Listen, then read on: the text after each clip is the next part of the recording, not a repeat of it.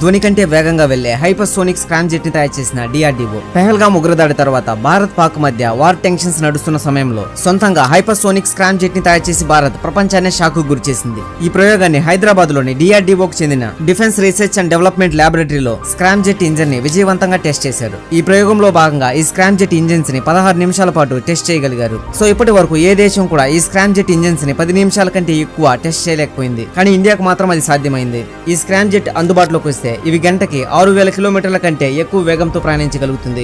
సాధారణంగా ప్రస్తుతం ఉన్న రాకెట్స్ ఇంజిన్స్ ని మండించడానికి తమతో పాటు ఆక్సిజన్ ని క్యారీ చేస్తూ తీసుకెళ్తుంది. కానీ స్క్రామ్ జెట్స్ అలా కాదు, గాల్లోనే ఆక్సిజన్ ని తీసుకుంటుంది. సో దీనివల్ల ఇది చాలా లైట్ వెయిట్ గా ఉంటూ అత్యంత వేగంగా వెళ్తుంది. అది ఎంత వేగం అంటే సౌండ్ కంటే కూడా 5 రెట్లు ఎక్కువ వేగంతో వెళ్తుంది. అయితే ఇప్పటి వరకు కూడా ఈ స్క్రామ్ జెట్ మిసైల్స్ పైన అమెరికా, చైనా, రష్యాలు మాత్రమే ప్రయోగాలు చేస్తున్నాయి. సో ఇప్పుడు డిఆర్డీఓ చేసిన ఈ ప్రయోగంతో మన భారత్ ఈ దేశాలను వెనక్కి నెడుతూ ముందుకెళ్లింది. ఎందుకంటే ఇప్పటి వరకు కూడా ఈ టెస్ట్ ని రష్యా 77 సెకండ్లు, అమెరికా 240 సెకండ్లు, చైనా 600 సెకండ్లు మాత్రమే చేయగలిగితే మన భారత్ మాత్రం 1000 సెకండ్లు చేయగలిగింది. సో మరో వీడియోతో మళ్ళీ కలుద్దాం. జై హింద్, జై భారత్.